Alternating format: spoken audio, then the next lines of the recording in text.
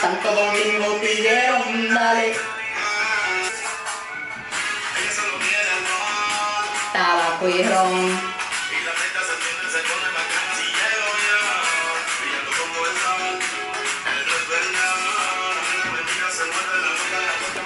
Hey guys, and welcome back to my channel. I'm Katrina, or K Beauty Shine here on YouTube. In today's video, I have a video that I feel like is long overdue, and it's transitioning tips for those of you who are beginners and who are looking to transition or need to repair your hair and want to get your curls back. Then I got you covered. For those of you who don't know, I am 2 years natural. Make sure if you don't follow me on Instagram that you follow me on Instagram at KBeautyShine, because there I post daily, like daily pictures, but then I also post hair videos and hair tips and all that stuff, and you can kind of see my journey from like back in 2015 all the way to now. I have a lot of pictures there, all on hairstyles, hair tips, and all things like that. I'm honestly still learning about my hair, learning about what works, what doesn't work. So honestly, going natural, it's really a journey. It's learning what your hair likes, what it doesn't like. One thing I'm going to say too, especially with this hair journey, like I said, that is through trial and error. Don't compare your journey to anyone else's, sorry. But don't compare your journey or your hair to anyone else's, because everybody's journey is different, everybody's hair is different. Just work with what you got and have patience, which is going to go with my first tip. So let's get started. This is extremely important when going in your natural hair journey. And the reason is because you will get frustrated. You will have days where you're going to look into the mirror and you're going to be like, oh my god, like what the hell do I do to my hair? Trust me, I've been there. I still have those days. But just take it day by day. Understand that your hair, you had it used to a set routine for so long. Let's say if you're someone who has dyed your hair, you're constantly ironing your hair, or you're constantly manipulating it with all these heated tools, all these bad chemicals and all these things. Your hair is already used to that. It's used to the heat, it's used to the manipulation, it's used to those products, and it's used to that routine that you have it set to. So when you're going to do this drastic change where you're going to just go natural and you're not going to apply heat or apply all those different types of chemicals, or do those type of hairstyles that you were doing with straight hair, your hair is going to react in a way like, okay, oh my god, like what are you doing? So it's going to look a little bit crazy. It's going to be frizzy. Your hair is not going to be perfectly curly the next day. It's not going to be perfectly curly in a month or anything like that. So just have patience. You need to have patience, because it's not going to happen overnight. Tip number 2 is don't go into the natural hair journey blindsided. I think it should have been tip number 1, but let's just say tip number 2. And what I mean by don't go into the natural hair journey blindsided is have a little bit of knowledge before you just say, okay, that's it, I'm done, I'm going natural. Know exactly what you're going to do to go natural. So what I mean by that is, if you want to go natural, start researching, okay, start looking up how to moisturize your hair, how to repair your hair, how to how to maintain curls, how to prevent breakage, all these things. Make sure you research all of that. Don't just go into it with not knowing what to do. Your hair now, it needs to be treated like a baby. It really needs to be babied. I'm just going to tell you that if you're going brand new into a natural hair journey to repair your hair, that's like a part-time job, and I'm not freaking kidding you. I am so serious. Moisturize, moisturize, moisturize. And I'm saying that 3 times, and there's a reason for that. When you're ironing your hair, or blow drying, whatever it is, straight hair, it doesn't need to be moisturized every single day, because you have your natural oils in it, it gets greasier as the days go on. And let's get real, straight hair is easier to maintain than curly hair. You can put your fingers through straight hair, you can whip it around everywhere, and it's not much is going to happen. You can pass a comb through it and it's fine. Curly hair, you can't do that. You can't be like here, you can't be swinging it everywhere, thinking nothing's going to happen. And you can't wake up in the morning and say, oh, I'm gonna tie it up in a bun without putting water or moisturizer on it and I'm good to go. No, because you're going to look crazy and it's going to look like a hot mess. So make sure you moisturize your hair. Your best friend for moisturizing your hair, Let me show you right now. Agua, water. Water. Water is your best friend. You need to spritz your hair with water every single day. And I'm not saying to drench your hair, like drench it with water. Nope, just a little spritz. Just a little spritz. Or you can also buy a moisturizer that's like a spritz moisturizer. Any moisturizer that you get, make sure that its first main ingredient is water. Because if you are not applying water to your hair, baby girl, you are not moisturizing your hair. Something else to moisturize your hair, deep conditioning.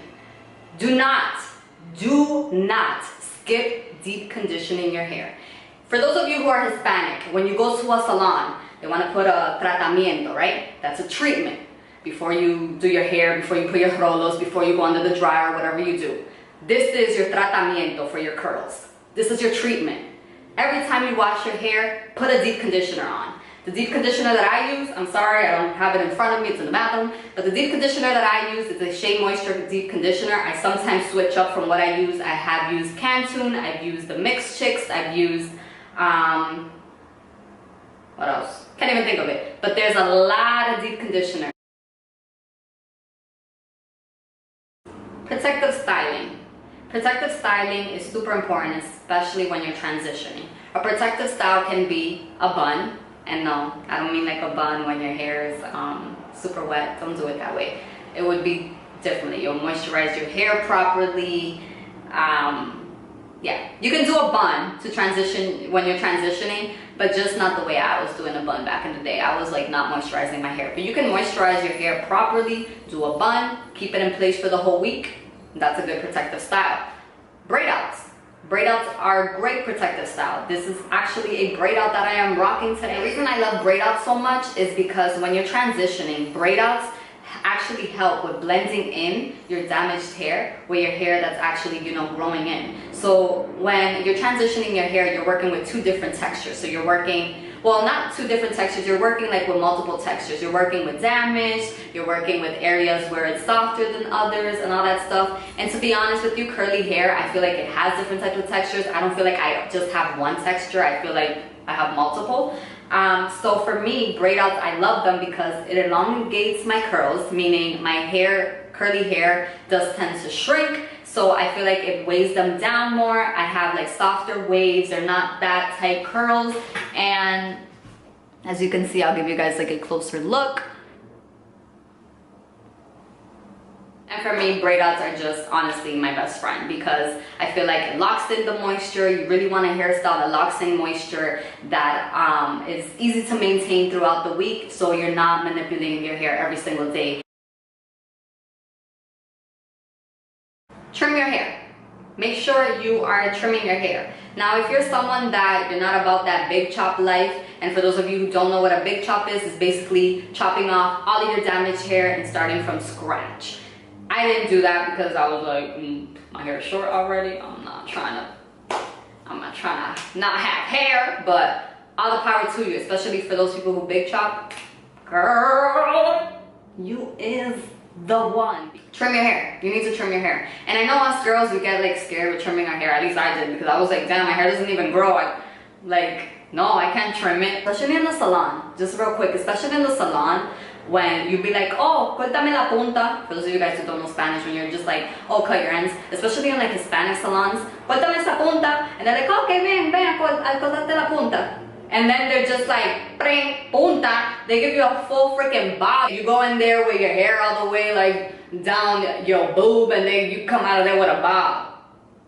Is that serious when you go to a Hispanic salon and you tell them to cut your puntas? No, but in all seriousness, you need to trim your ends, because if you don't trim the hair that's damaged, you're just basically recycling damaged hair. Your hair that's growing in, nice and healthy, is just getting eaten away by all the damage. Because think about it, your hair grows from your roots. So it doesn't mean that if you don't cut your ends, your hair isn't going to grow. It's just going to mean that you're not going to see your hair grow, because while it's growing, it's breaking, because your ends are broken. So if your ends are broken, your hair is just gonna keep on breaking and breaking, and you're not going to see any hair growth. How many times you should trim your hair? I don't know, that's up to you. I trim my hair twice a year. I don't really do it like, oh, every 6 months. I trimmed my hair this year in February, and I'm going to trim my hair again next month. Honestly, I trim my hair myself for right now. I know, you're crazy. But it's, how can that horn be disrespectful? Disrespectful, the disrespect.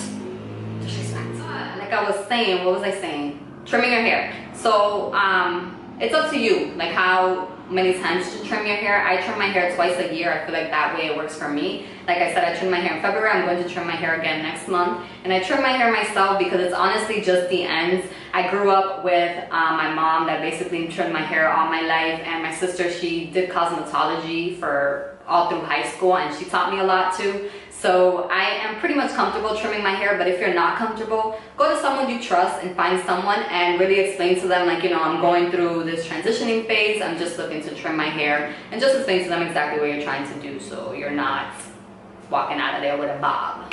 And my last tip for you guys before you go is find a routine, stick to it, and you will see results. You can take as much advice as you want, but without you trying it and seeing what your hair likes and what it needs and what it's asking for, you will not see the results. So just enjoy it. Enjoy the whole journey. And it's not going to happen overnight, but just be patient. And if you're consistent, then you will see results. That's another tip.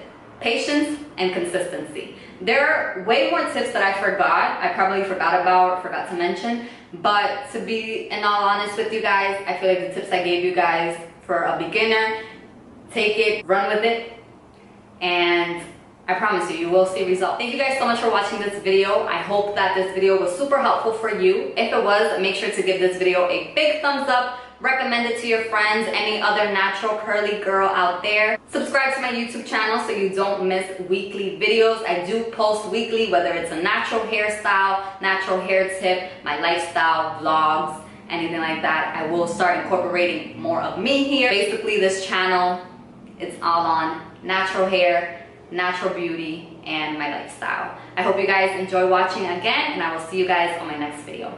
Bye.